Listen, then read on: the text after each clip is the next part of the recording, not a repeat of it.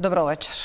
Се уште ребалансот на буџетот не стигнал во расправа пред пратениците, а веќе некои од институциите почнуваат да ги коригираат проекциите кои одат подолу од тоа што беше оптимистичко сценарио на македонската влада која го испрати ребалансот на буџетот во собрание. Светска банка вели дека ќе одиме подолу, не од тие 3,2 раст на бруто домашниот производ. Дури не и како што предвидуваше Народната банка, која што предвиде раст од 2,9. Светската банка вели оптимумот за македонската економија е 2,7. Ако и тие проекции се коригираат, сосема е известно дека ова 2022 година ќе ја заокружиме како година во која можеби се уште нема да излеземе од опасните 20, 21, 22, кои ќе значат дека нема да се вратиме на бруто домашниот производ од 2019 година. Овие години потрошивме многу пари. Тој фискален експазионизам во намера да се сочува се и колку толку стабилност на домаќинствата и особено бизнисот кој е исцрпен после ковид кризата го пречека нова уште пострашна. За економија исклучително зависна од увозот, ова беше вистинскиот голем удар. Дивното разочарување е дека токму во оваа година македонската влада остави како бафер само околу 76 милиони кои би требало да бидат директен одговор на евентуално посилен удар на кризата. Инфлацијата забрзано ги јаде парите. Во мај 12% пораст на инфлацијата во споредба со мај од минатата година. И тоа веројатно ќе оди над проекциите на владата дека оваа година можеме да ја завршиме со 7,2. Синдикатите чукаат на врата, ја пресметаа потрошувачката кошничка и тврдат дека веќе дури подигнатата минимална плата на 18.000 денари во семејство во кое двајца примаат иста, нема да биде доволна да се подмират трошоците од потрошувачката кошничка која велат изнесува 38.800 денари. Скоро сите тропаат на владата повторно во намера да побараат нешто интервентно кое може да спаси во оваа ситуација. Луѓето секојдневно гледаат во рафтовите, во новите цени и пред тој ценовен шок се повторно во прашање како ќе се справуваат со оваа ситуација. А се уште сме далеку од зимата во која веројатно сметките за струја ќе бидат тој смртоносен удар на паричникот, на македонските граѓани и инаку осиромашени во оваа долга транзиција. Што може да се стори со се помалку пари, а со се повеќе неизвестност дали кризата во Украина ќе заврши, дали ќе се стабилизираат синџирите за добавка, толку важни за воопшто да може да се одржи бизнис. На сето ова додавам дека ако се вакви параметрите, веројатно Народната банка ќе мора уште еднаш да интервенира со корекција на каматната стапка, а тоа веројатно ќе биде прагот после кој и комерцијалните банки ќе мораат на поинаков начин да се однесуваат со кредитирањето, што ќе го направи амбиентот за бизнис уште полош во Македонија.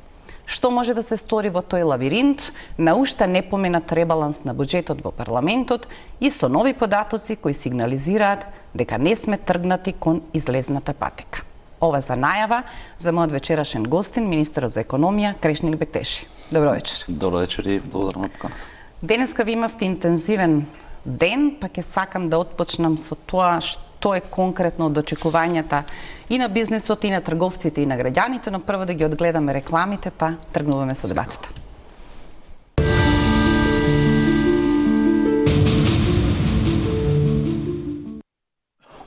Да, се враќаме назад во студиото.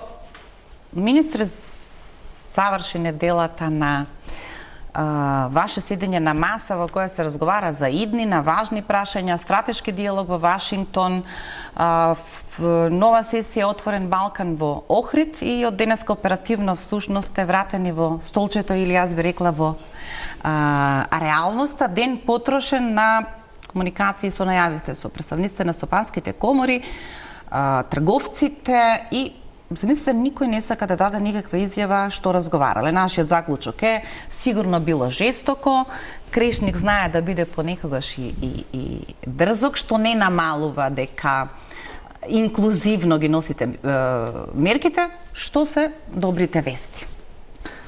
Токму така, значи покрај посетата во САД заедно со колегите, посебно со Министерството за надвешни работи која организираше целата наша посета, една од најуспешните според мене и секако дека се вративме директно на друга иницијатива во регионалната иницијатива на Отворен Балкан. Денеска имав прилика од Сабајле да имам неколку состаноци.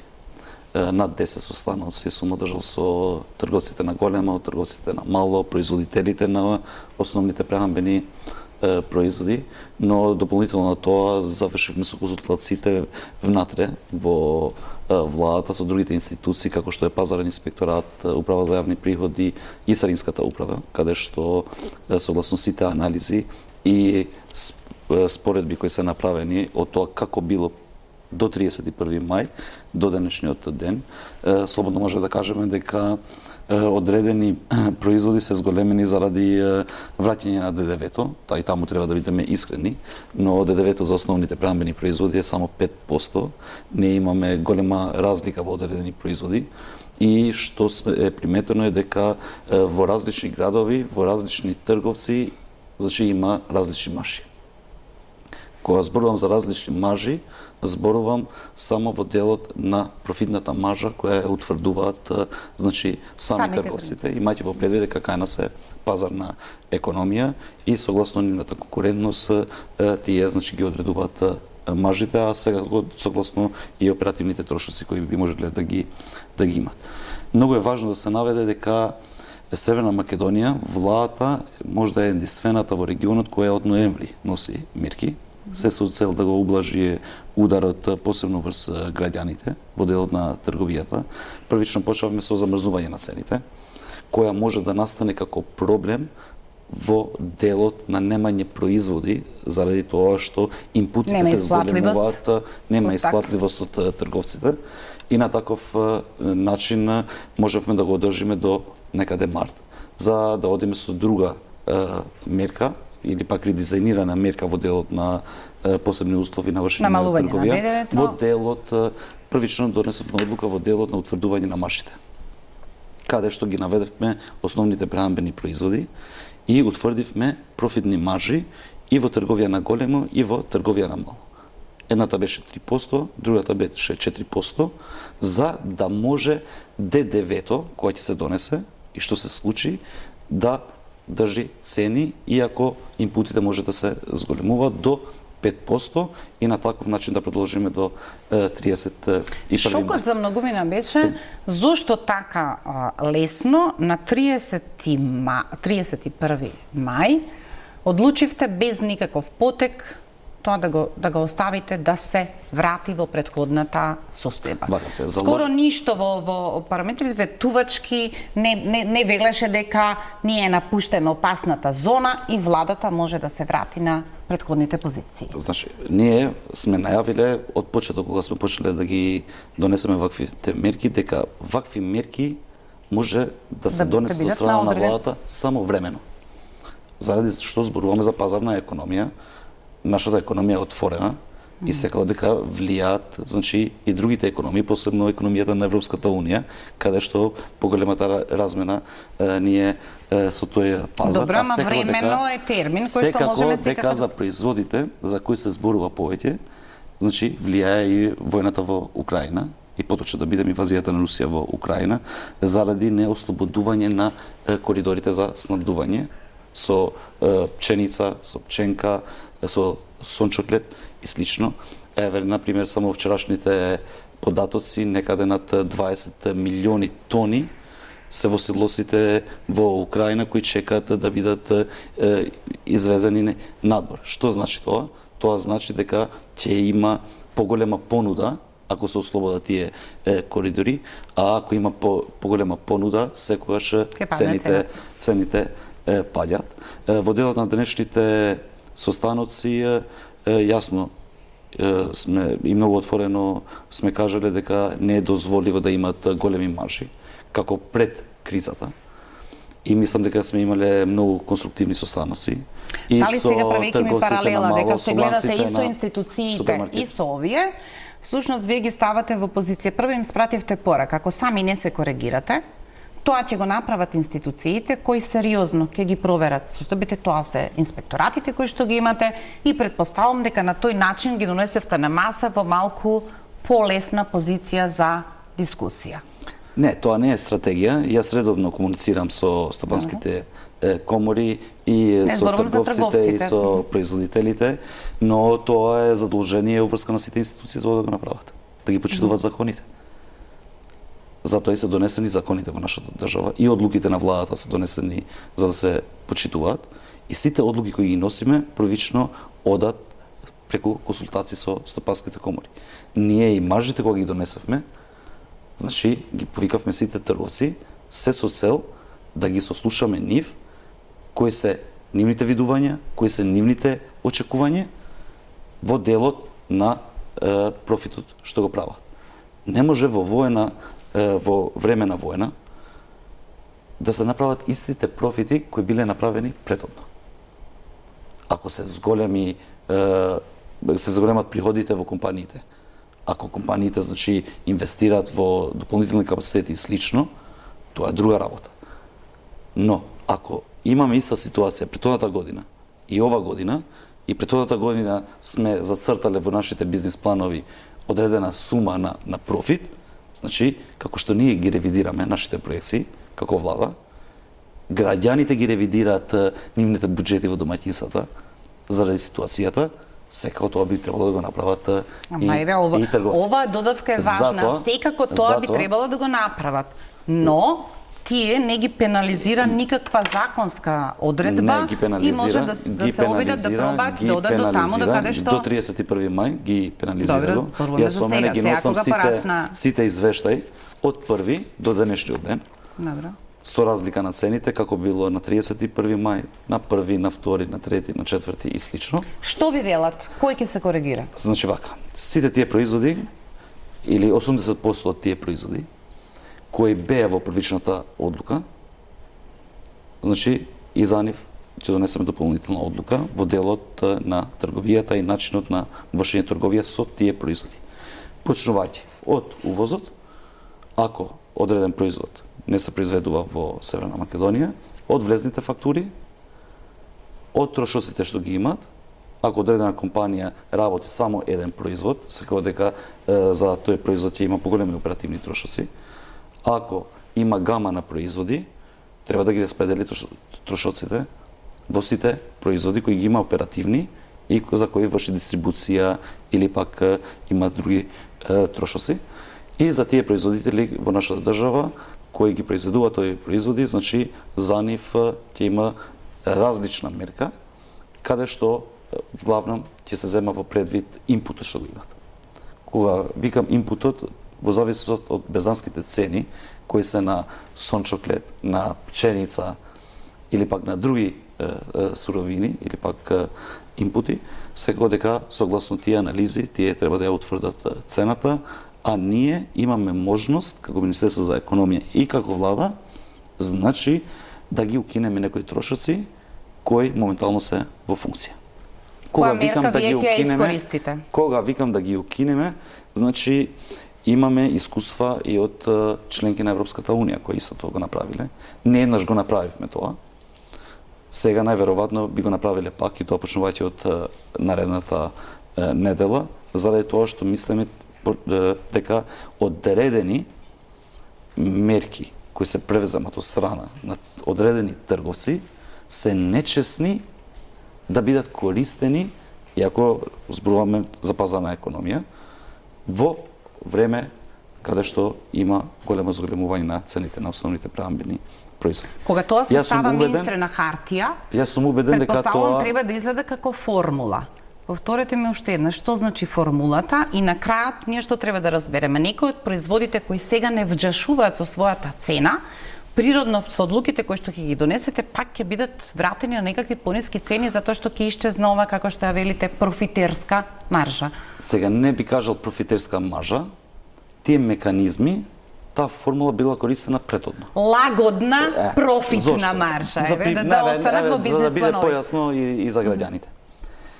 Имаме ланци на супермаркети. Одредени ланци на супермаркети имат разлика од другите, кои се дискаунти или пак слично, во делот на политиката на утврдување на цени во нивните маркети низ државата. За еден производ да може да се продава во маркетот на Оливера или маркетот на Крешни, има различни трошоци и за производителот и за увозникот кој го носи тој производ. Значи не се трошоците исто во X маркет и не се трошоците исти во другиот маркет. Тие се политики кои, значи, ги спроведувале ланците на маркети. Не само кај нас, тие се пракси кои се спроведуваат секаде. Ние мислиме дека во вакво време, значи, такви трошоци дополнителни, кои влијаат после во цената и на производителот, и на увозникот на одреден производ, да треба да бидат укинати. Тоа може да се движи некаде од 5 до 20, а за одредени производи 25%. Очекувате тоа да биде одлука на владата на предлог на Министерството за економија веќе следната недела? Па јас очекувам во вторник.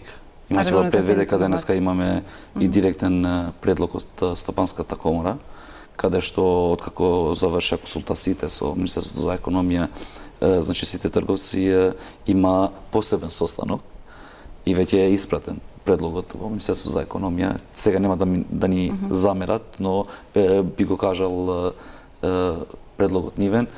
Значи се поделени во две групи производите, основните прехранбени производи, и барат за одредени прехранбени производи маржата да биде 5%, за другите да биде 10%, што значи дека ако одреден производ од производителот оди во ланец на супермаркет на 100 денари, максимум да може да биде продаден на 110 денари. Тоа е предлогот на трговците и мене стварно ме радува фактот што дават и конкретни предлози, сакат да излезат во пресред на ситуацијата, а воедно тие што би злоупотребиле ситуацијата, секако дека е обврска на инспекциите да постапат. А дополнително на тоа, како секогаш ги повикувам и граѓаните, каде што ќе гледат дека има стварно многу зголемување на цените од претhodно што биле, значи да пријават во Државен пазарен инспекторат и во другите инспекции за да може да излезат во пресред. Вториот аспект кој што е вистинското летно вознемирување и некаков наш овој за проекција, а што не чека всушност во следната зима е дискусијата која се уште е во некаков интензитет, без конечна некаква формула, се уште трае така наречената јавна расправа, а од 1 јули треба да стартува новата цена на струјата. РЕК има веќе понуди и од ЕСМ, ќе ги види математиките, но основното кое што сега ги загрижува сите се обидуваат да ги проверат своите сметки во однос на тоа во која евентуална категорија ќе се најдат, во кој тарифен блок е, би се рекло, прилично доцна без одлука, веќе сме 10 јуни, би требало и тоа да се спакува и да видиме новата цена и да можеме отприлика да се препознаеме себе си во која категорија се наоѓаме. Дали сметате, министре, дека е сосема во ред една логика во која секако владата ќе тргне да помага на најзагрозените? Во ова тарифирање излегува дека дури некои кои што немаат избор, единствениот нивен избор е да се греат на струја и тоа не е никаков луксус, од нивните пари ќе оди во оваа дистрибуција кон најзагрозените за да може да го преживеат овој удар. На тоа би требало да бидат согласни. Но на крајот во исто време ви велат и од нашиот заеднички динар оди таму и на крајот ние ќе се најдеме во тарифниот блок 3 или 4 и тие ќе не доведат во ситуација еден дел од нашите трошоци да ги плаќаме по пазарна цена, што звучи дека сосема не е фер, затоа што се однесувате како поради некаков луксус да одбрале да се греат на струја, иако многумина немаат друг избор освен тоа. Се согласувам дека грејењето на струја не е луксус, посебно таму каде што нема други алтернативи. И е вистина тоа што се зборува во јавноста дека градот Скопје има други алтернативи во делот на топлинската енергија и грејењето како е направено во Скопје. И тој што се грее на струја, вели, и од моите пари оди во субвенциите на парно. Тоа е друга тема. Во делот на реформите кои се прават во тарифите за електрична енергија, ние тоа сме го најавиле одамна. Може да има 3-4 месеци дека е најавено. Иако тоа е обврска на Регулаторната комисија за енергетика, мене свано ме радува фактот што господинот Бислимовски речиси 3-4 месеци организира состаноци, ги повикува сите засегнати страни, сите експерти и од факултетите, и од бизнис заедницата, и веќе јавно, мислам дека денеска беше и втората јавна расправа, ако не грешам, пошто имаме и многу други обврски, ја следев првата јавна расправа, не бе физички таму, не ја следев и презентацијата и ја имаме во вид во Министерството за економија. Јас целосно ја поддржувам. Значи, одлуката на РКЕ да оди со нов модел, имајќи го предвид и информациите влезни кои ги имаме.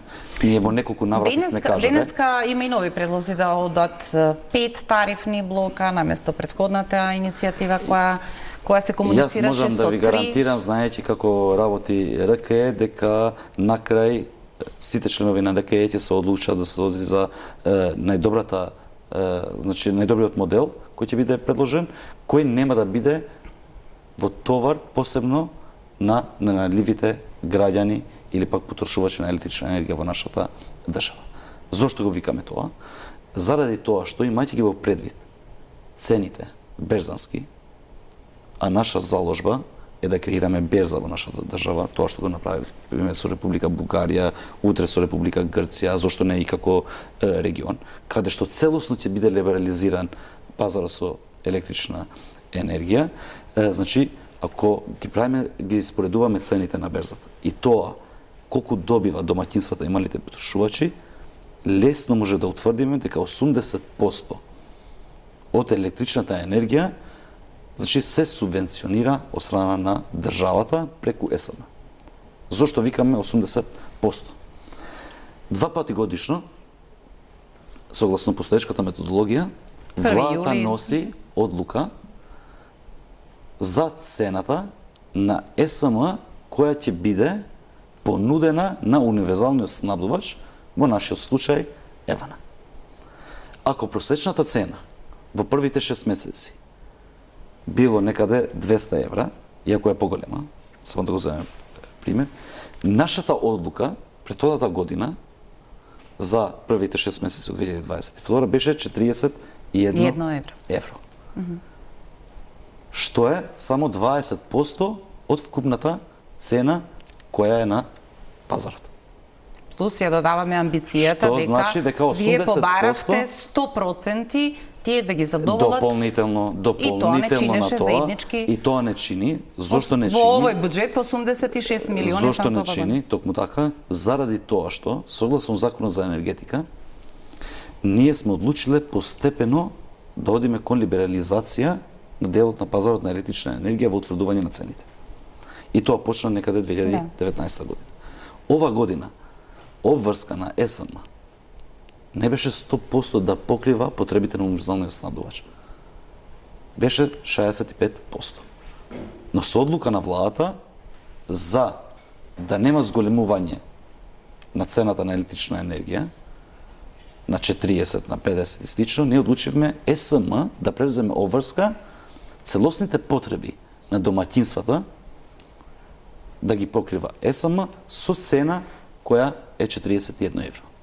Ако не беше таа одлука, што ќе се случеше? Можам ли само малку да интервенирам? Сам што сакате да кажете? 60% од целосната потрошувачка во државата ќе беше со 41 евро. А останатите во корекцијата која отиде превисоко ќе направи во пазарни цени. Добро. И тие 40% ќе има големо влијание врз утврдување на цената од страна на РКЕ. Има само уште еден додаток.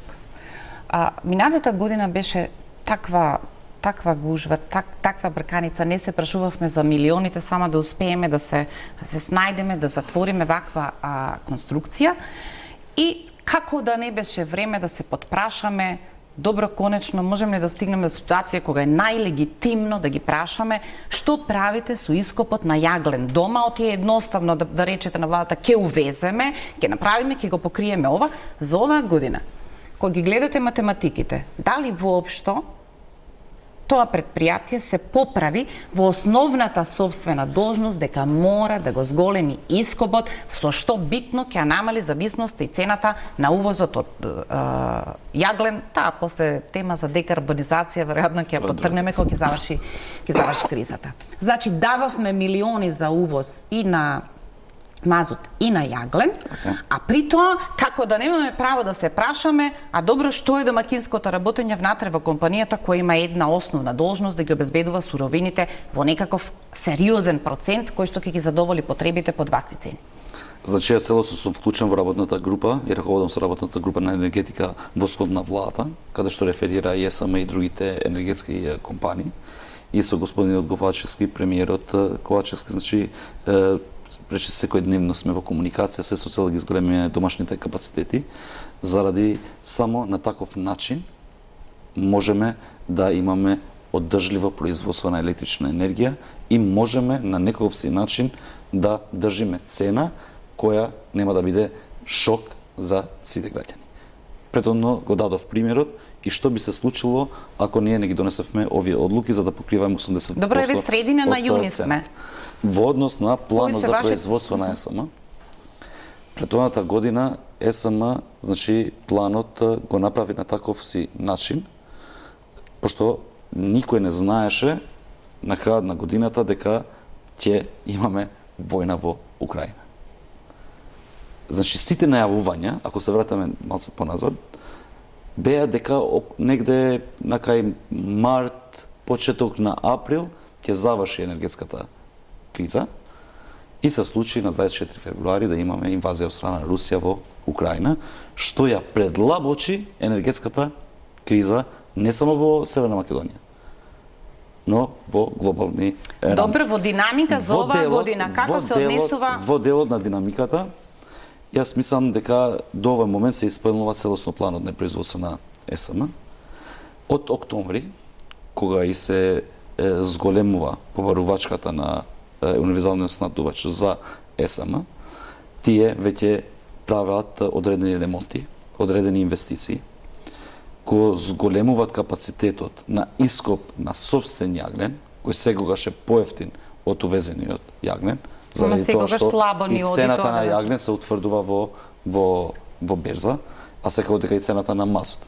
За прв пат ја ставивме во функција од 2009 година, значи е ТЕЦ Неготино која работи целосно со Знаете дека истражувачките новинари кои ги проверија тондерите, кој стигна до тоа да го набави јагленот за Рекбитола, кој за ТЕЦ Осломеј, кој другиот дериват за ТЕЦ Неготино, нелесно успеа да преброат дека сепак владината коалиција успеа да направи поделба на интересите, што би се рекло за ДУИ остана ТЕЦ Осломе, од таму набавувавме од Косово, а како се вели Рекбитола отиде преку друг тендер и сосем известно може да се исчитаат линиите кој и на кој начин влијаеше. Не е неважно во вакви околности кога трошиме милиони да бидеме поштедени и од тој тип на... Не би се согласувал, заради тоа што треба будно и внимателно да се следат и моите изјави и изјавите кои се дадени претhodно во делот на енергетската криза. Првично ДУИ не е собственик на никакви концесии во Косово за да може да увезува јаглен.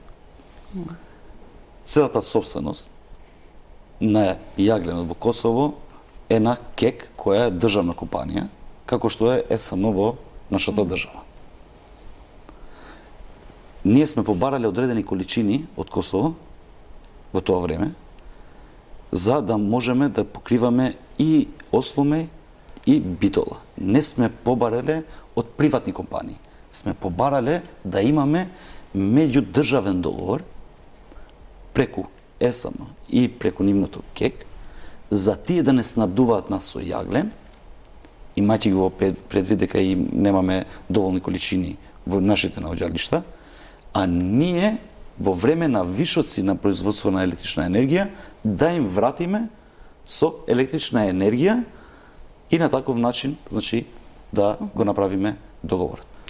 Тоа дали се случи? Не се случи. Заради тоа што Косово, КЕК во овој случај, немаше капацитет да направи ископ на количината која беше потребна за рек Битола и рек Чи Основа. јаглен ви донесе приватната компанија од Косово? Значи, тоа првично беше разговарано со нивната министерка и со КЕК и со ЕСМ.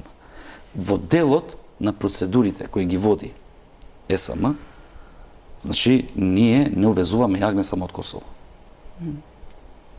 Ние имаме увоз и од Грција, и од Албанија, и од каде што можеме да најдеме подобра цена. Добро, и фирмата од Косово ви донесе грчки јаглен. Значи, ЕСМ објавува јавен тендер каде што сите имат право, право да учествуваат. Мислам, знам дека знам точно што ви зборувам и нималку не очекувам уште колку сакаме минути да потрошиме, дека вие ќе ме речете да така е. Но, значи, дали имат отворена постапка од страна на ЕСМ? Да. Сите може да учествуваат на таа постапка. Кој е поевтин, од него ќе зема ЕСМ јаглен. Колку што знам, таква е постапката. Иако за у детали можете да се обратите во ЕСМ, но начинот како го поставивте дека ДУИ одлучува за Косово, не знам кој одлучува за друга држава. Се извинувам за роден ден што 20 годишен роден ден што Косово е независна држава, има своји институции, има своји компании кои се во државна собственост, согласно нивната стратегија, нивните одлуки, самостојно ги носат одлуките, ДУИ не одлучува ни за работата на ЕСМ. Има менеджмент во ЕСМ, што ги носат тие одлуки, има управен одбор. Значи, важно е во континуитет да имаме јаглен, блоковите и во рек и во Осломи да работат, за да нема зголемување на цената за потрошувачите. Во овој случај за домаќинствата и за малите потрошувачи, пошто, како што наведовме претhodно, ЕСМ, значи, ги исполнува 100% потребите на ЕВНО. Гледајќи ве или собирајќи информација од тоа што се случуваше на стратешкиот диалог во Вашингтон, човек може да добие впечаток дека ние сме биле мудри, скоро се сме почнале навреме, оваа криза делумно може малку да не измести, но нашата траса е толку сериозна, немаме некакви проблеми. Зборувате во некаква множина за хидроцентрали, за вистински пат на диверзификација, а дома сте соочени со критики дека скоро ништо од тоа не се случува со обем кој што можеше да не спаси од ситуации на екстерни неверојатни шокови како што е овој. Претпоставам не е лесно за земја која ги загуби во годините изминати кога за нешто друго се размислуваше клучните коридори кои ја заобиколија Македонија. Во некои од приказните се обидуваме сега со интерконектори да се зашрафиме на Александрополас. Владата смета дека тоа може да го направи со уште еден интерконектор од Бугарија, што ќе овозможи дотур на газ преку друга адреса, но тоа е се со ке. Ние живееме криза која од нас акутно бара милиони во околности кога буџетот е на границата на својата можност да финансира толкав обем на барања сега. Единствениот излез или светлата точка за која може да се рече дека изгледавме дека е мода, но ова изгледа оди побрзо од секој друг план, е идејата за обновливи извори на енергија и вашата намера брзо да ги поправате одлуките околу фотоволтаиците и другите дозволи кои треба да ги добиете. Планот е од 1 јули дека ќе отворите понудата, ќе го измените правилникот. Тоа значи за домаќинства 6 киловати и за мали, односно средни предпријатија, потрошувачи, како веќе се именуваат, до 40 киловати. Ви приговараат дека немавте храброст да тргнете во малку поинтензивно олеснување на патот за добивање дозвола за тоа веднаш да почнеме да можеме да го правиме. Зошто?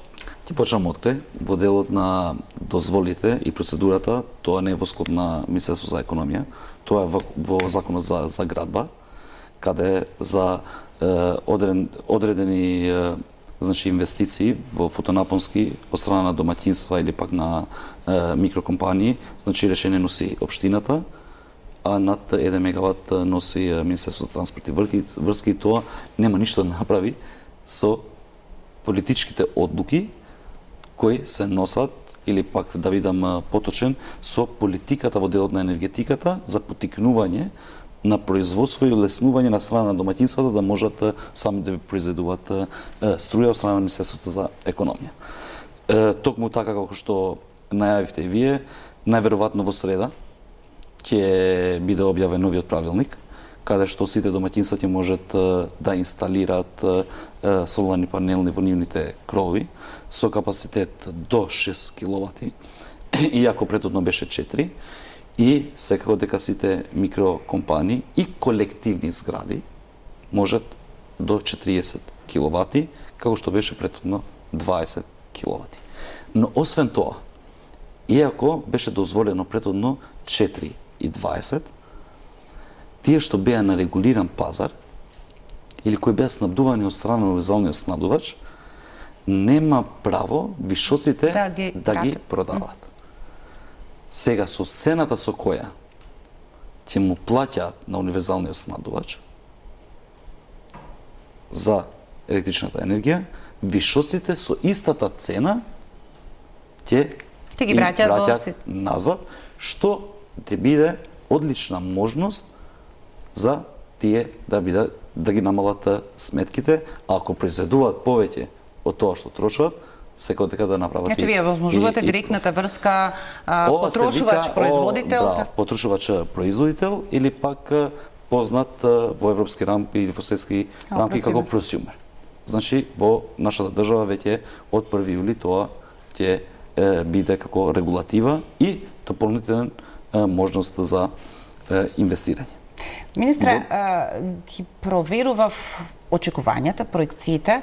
Ми изгледа неверојатно дека очекувате дека за 2 години, токму отпочнувајќи со овие сега поволности, очекувате дека на тој начин ќе стигнеме до бројката од 180 мегавати во овој круг.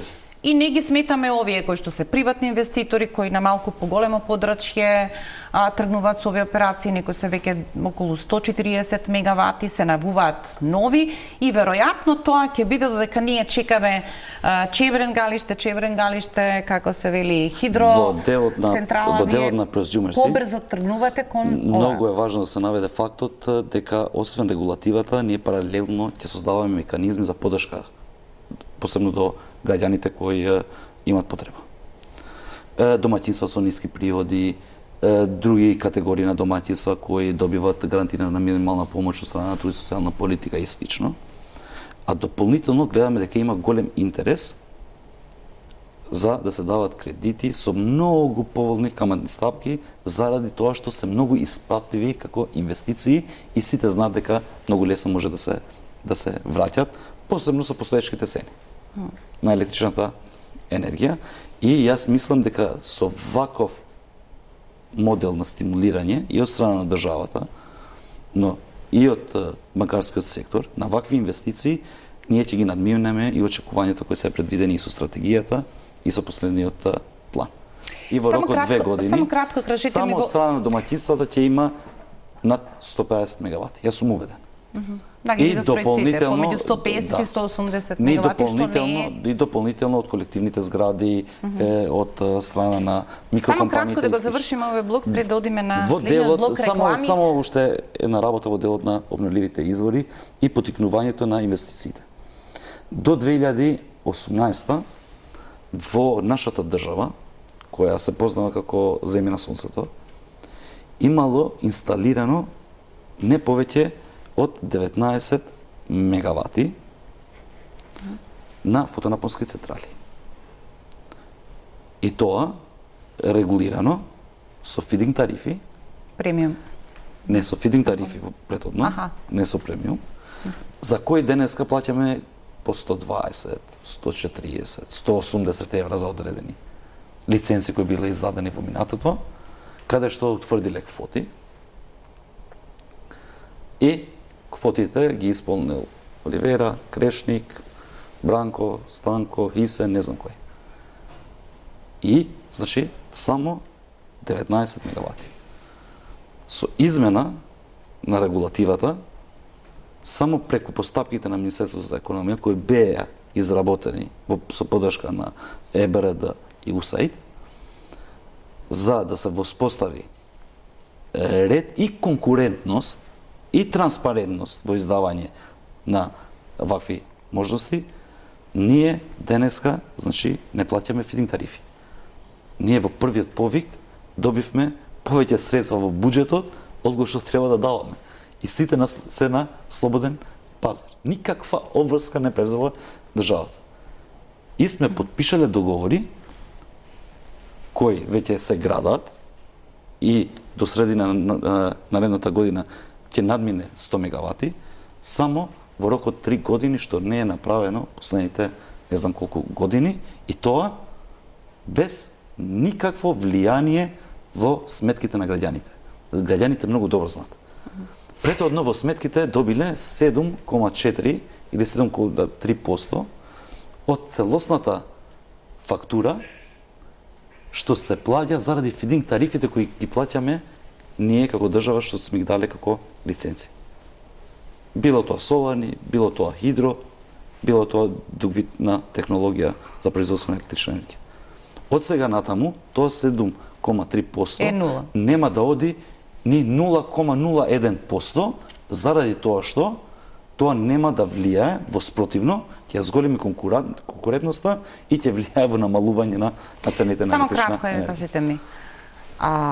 Веста дека 17 домаќинства или 17 броила трошат 20% од струјата на регулираниот пазар. Тоа е едната дефиниција. Другата вели трошат 30% од хидропроизводството, седно која е сега точната формулација, ми изгледа неверојатно дека 17 семејства можат, како се вели, да земат толков процент од струјата на регуларниот пазар, а вашиот одговор е дека ако тоа остане таква потрошувачка, тие веќе не можат да бидат на регулираниот пазар. Не, тие може да бидат на регулираниот пазар, но ќе плаќаат согласно новите блок тарифи, заради тоа што ќе има на 4 блок тарифи или пак 4 блок тарифи ако остане на ова верзија регулаторната комисија за енергетика, и ќе плаќаат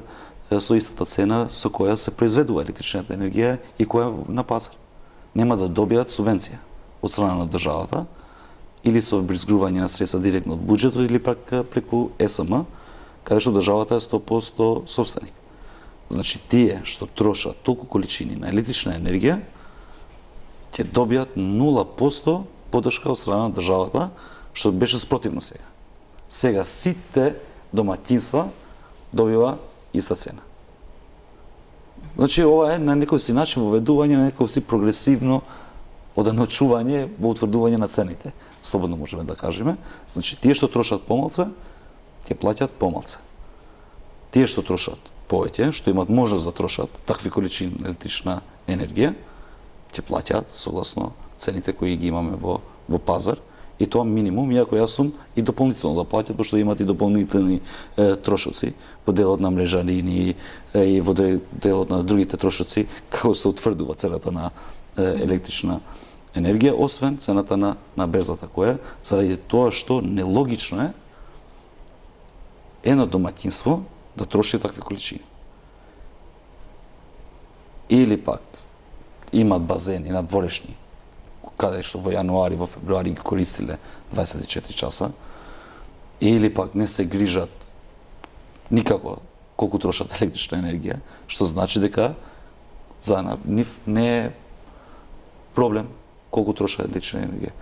Но за домаќинствата кои ќе трошат помалку, ќе остане дополнително и можноста во делот на ефтината тарифа, за да биде јасно за граѓаните. Ние не воведуваме модел како што има државите на регионот. Тие имаат блок тарифи за целосната потрошувачка 24 часа. Кај нас Сите се еднакви во ноќната Во ноќната тарифа, сите ќе бидат еднакви, од 10 а сите ќе бидат мерени од 7 до 22 и тука ќе се разликуваат. Токму така, што е уште едно олеснување за сите домаќинства, заради тоа што односот на користување на ефтина и скапа тарифа е некаде 51 со 49, во одредени месеци може да оди 52, 48, што значи никакво влијание нема да има во тие 50, да кажеме, посто, само во првичните 50%, каде што ако штедиме, ако трошиме како што сме трошиле претhodно, нема да има ни зголемување на цената. Правиме пауза за реклами.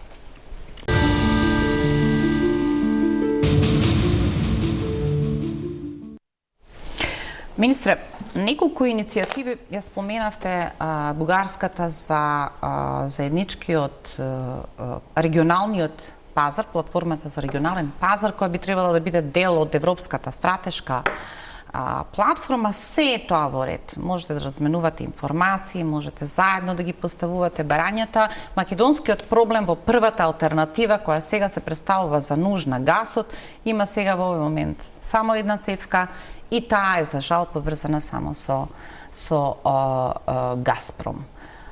Иницијативите може да бидат добре дојдени, но во овој момент тие не се активно во позиција и Отворен Балкан, вклучително и на оваа средба во Охрид, се обидува да разговара дека всушност ќе разменувате состојби, потреби и можеби меѓусебно ќе разминувате од вишоците, потребите. Кога зборуваме за Србија, знаеме да свртиме за пченица, да свртиме за други работи, можеби вклучително и за електрична енергија. Што е тоа што во овој момент ви прави некаква сигурност дека дури да не се променат околностите на кризата, на војната, на неможноста да се реализираат некои од плановите, дека ќе можете да искормиларите оваа тешка зима? Па повеќето и претhodната година кажува, ќе има рестрикции, нема да има електрична енергија, нема капацитет владата да се справува, ќе има големо зголемување на цените. Ни една од тие работи не се случи и добро што не се случи. Заради тоа што работивме малку трпно за тоа да не се случи и ги зголемивме капацитетите на ЕСМ. ЕСМ работеше со 6 производи, почна да работи и топлинска енергија, го работеше тецнеготино, освен тие што ги имат редовно, како што се термоелектраните и хидроелектраните. Претhodната година беше многу суша година. И хидропотенцијалот беше многу мал за да може да се користи во зимски период, кој е најпотребно. И сега, ако го гледаме регионот како целина, и зошто е важен Отворен Балкан во овој случај? Освен во делот на храната, за кој сме зборувале многу, и ја сакам да најавам и да го потврдам тоа што го кажа премиерот Ковачевски, да до наредниот состанок заеднички кој ќе го имаме, кој ќе биде некаде крај на август, почеток на септември. Меѓувреме ќе креираме работни групи. Една ќе биде за делот на енергетиката, другата ќе биде за прехранбените производи, за заеднички да настапиме и да покриваме еден друг каде што има повеќе потреба. И на таков начин подобро да се спремиме. Нас ке треба да не покриваат сите другиот и ние во принцип нема се што да покриваме друг. Не верувам, заради тоа што... поради големината се. Еве, еден пример.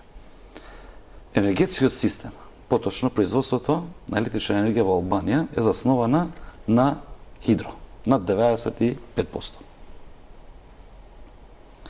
А ако има добра година, се полната акумулацијата во Албанија ќе има поголем потенцијал во зима да дава вишоци и наместо да ги продава на отворен пазар во Европа, во Италија, во Грција, во членките на Европската Унија, приоритет првично ќе бидат Србија и Северна Македонија.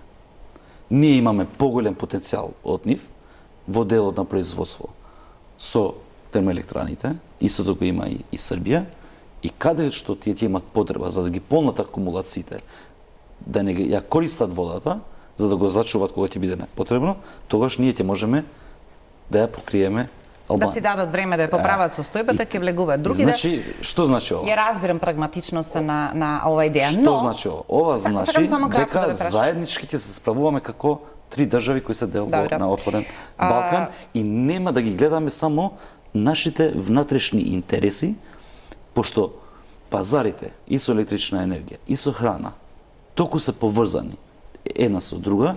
Замислите, еден дел на Украина има проблем во делот на пристаништата за да извезува храна, цел свет има проблем со одредени производи. А не пак ние пазар не поголем од 2-3 милиони граѓани. Некои одлуки не се во ваша надлежност, но може да предизвикаат последици кои ќе бидат во ваша надлежност.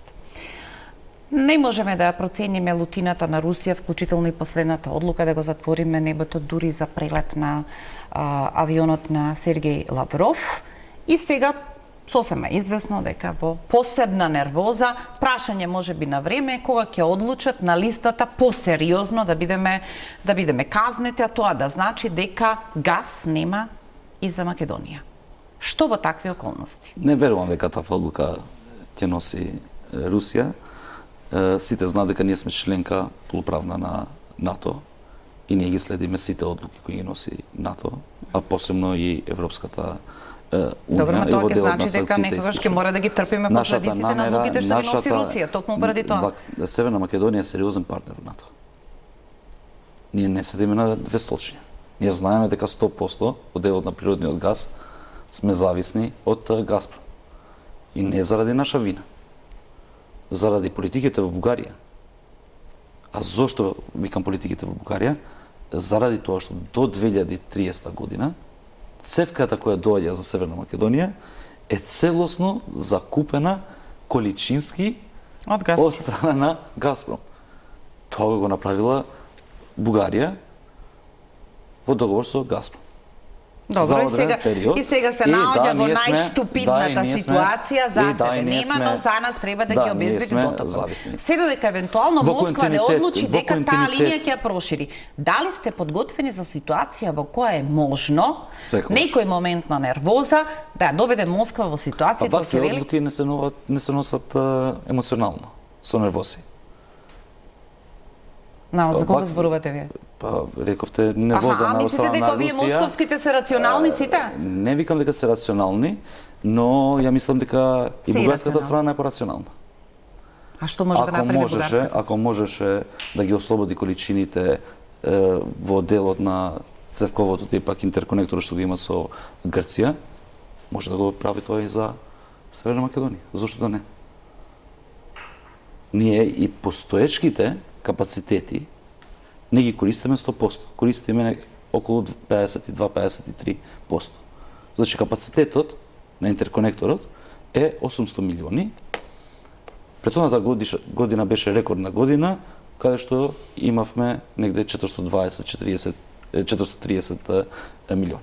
Значи дупло имаме капацитет, уште повеќе да го користиме тој цевковото страна на Бугарија, а секако дека вклучени сме и во заедничката платформа, иницијатива од страна на Европската Унија, каде што е Бугарија, Грција, ние како држава, Романија и Србија, каде што заеднички ќе побараме природен газ, било тоа liquefied LNG, како што се познава во јавноста, или тоа што ќе биде Александрополос во иднина, каде што ќе има регасификација во делот на компресорите кои ќе бидат инвестирани таму и ќе се пуштат после преку цевка за пренос, или пак директно од ТАП, од Азербејџан да ги зголеми количините и на таков начин ние да ги покриеме нашите потреби, кои така не се толку големи, ако ги спроведуваме со потребите на другите време. Само барам сосема краток одговор, затоа што мислам дека е терминологија која потполно не ни е ниту блиска, ниту ја расправаме во некаков јавен простор, а верувам дека е исклучително важна. Ако американците одбираат меѓу другото на масата да се најде прашањето за така наречениот за така сајбер безбедност на енергетските мрежи, и тоа е веројатно сега новиот предизвик со што би можеле да се справуваме поедноставно речено дека енергетскиот систем не може некаков хакер на едно копче да успее да го стави во дисфункција. Значи ли тоа пари или значи сега друг поглед на работите како всушност се однесуваме како земја која во сите аспекти мора да мисли на својата безбедност? Освен диверсификацијата, зголемување на безбедноста во делот на снабдување, енергетската сигурност. Секако енергетската сигурност, која може да настане и безбедносно прашање, заради тоа што знаеме, ако не успееме да ги пронајдеме алтернативите. Не може да одржи електроенергетскиот систем, посебно во делот на Скопје, ако сите од топлинска одат на електрична енергија, значи мрежата не може тоа да го абсорбира, да го одржи, пошто така е изградена инфраструктурата во нашата држава. Многу важно прашање и за нас, и за регионот е дека сме ставили на маса cyber security во делот на мрежите. Ние веќе како Министерство за економија сме ги направили измените во Законот за енергетика. Најверојатно во рок од 10 дена ќе бидат усвоени во влада. Очекуваме мислење од другите институции, како што е МЕПСО, СМ, како што е Транспорт и врски и слично. Откако ќе ги добиеме мислењата, ќе го пратиме во влада, мислам во рок од 10 дена тоа ќе биде, ќе го носиме во собрание, каде што ќе даваме можност законска дополнителни инвестиции да не се направат во тој дел на безбедноста на мрежите на електроенергетскиот систем во нашата држава. За таа операција немате проблем како ќе се соочувате со различни политички верувања, бидејќи имате јасна директива. Целосната поддршка од страна на САД и верувам дека многу брзо такви инвестиции ќе се направат. Кратко само.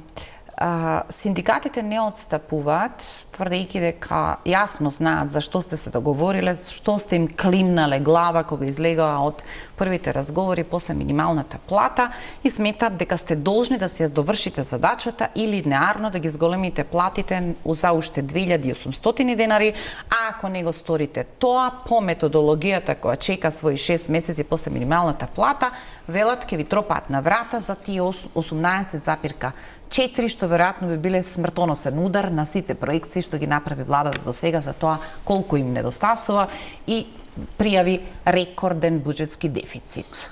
Има ли расположение, има ли пари, министерот Бесими вели, откако ќе се договори евентуално нешто, тогаш ќе ја ставаме таа позиција во буџетот, но сега во овој момент не можам да препознам дека воопшто има расположение во владата, дека може да се тргне кон уште една спирала која потоа ќе ви покажува други бројки.